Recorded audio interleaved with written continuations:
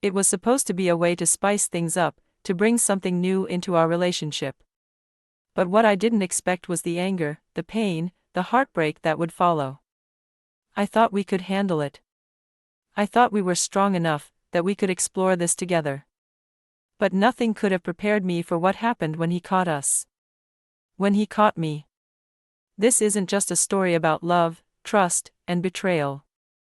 It's about pushing boundaries, testing limits. And the explosive consequences when those boundaries are crossed. And believe me, I never saw it coming. My husband, Jack, and I had been together for years.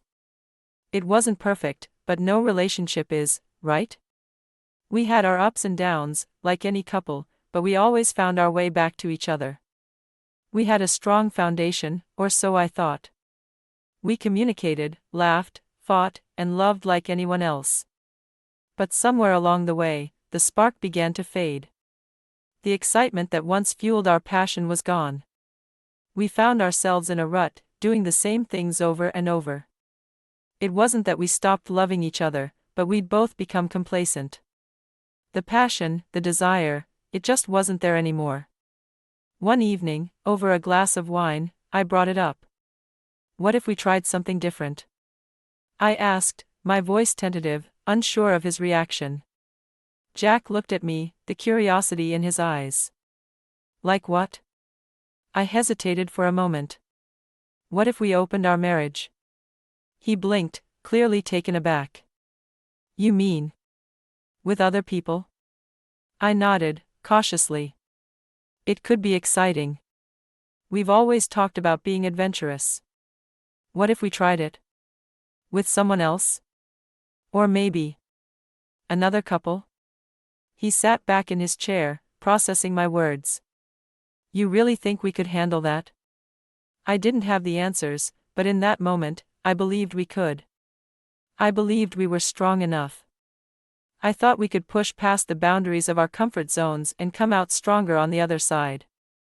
We spent the next few days talking about it, weighing the pros and cons, exploring the possibilities. At first, Jack was hesitant, unsure of how it would affect us. But the more we discussed it, the more it seemed like a harmless adventure, something to reignite the spark in our marriage. We agreed to set boundaries, to keep the lines of communication open, and to ensure that we would both feel comfortable at every step.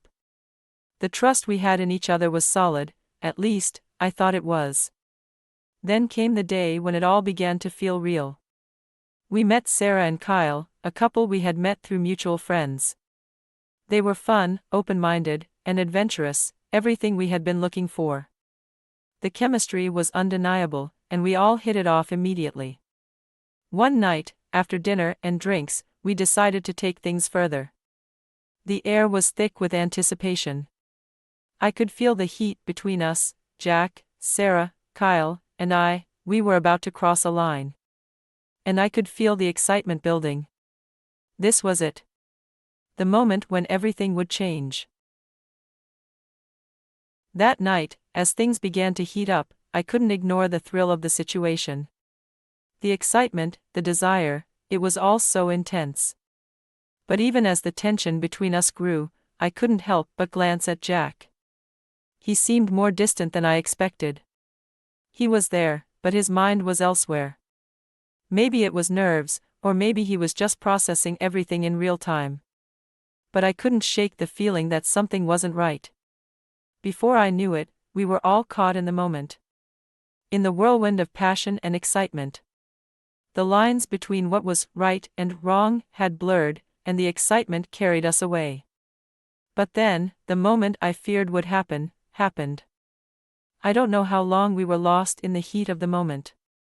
It felt like an eternity, but in reality, it was only a few hours. I had always imagined that if Jack and I ever explored something like this, we'd be able to talk it out afterward, that we'd laugh about it, maybe even feel closer.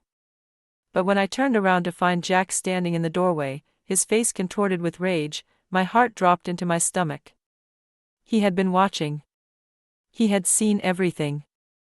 The anger in his eyes was like nothing I had ever seen before. The kind of fury that sent a chill down my spine. He didn't say anything at first.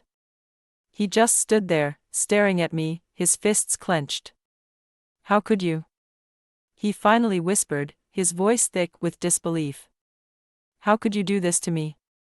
I tried to speak, tried to explain. But my words failed me. Nothing I could say would make it better. I had crossed a line, and there was no going back.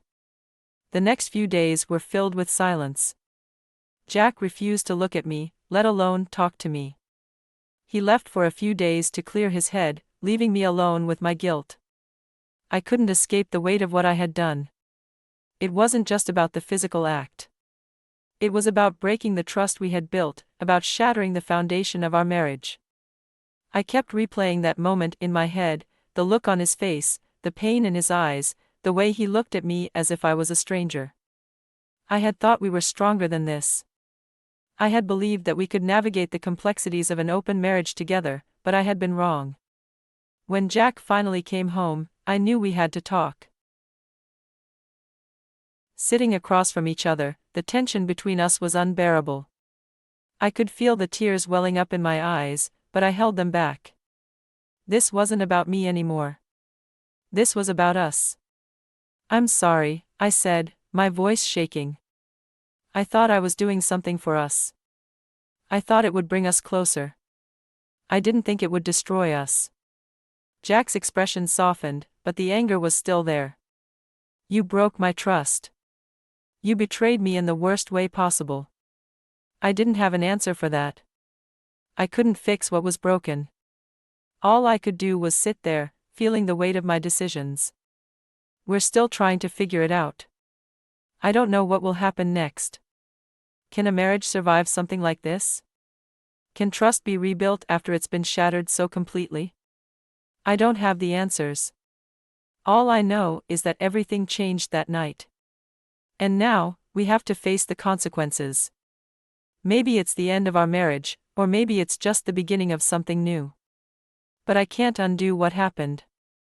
And neither can he. All I know is this: I will never forget the look on his face when he caught us. It will haunt me forever."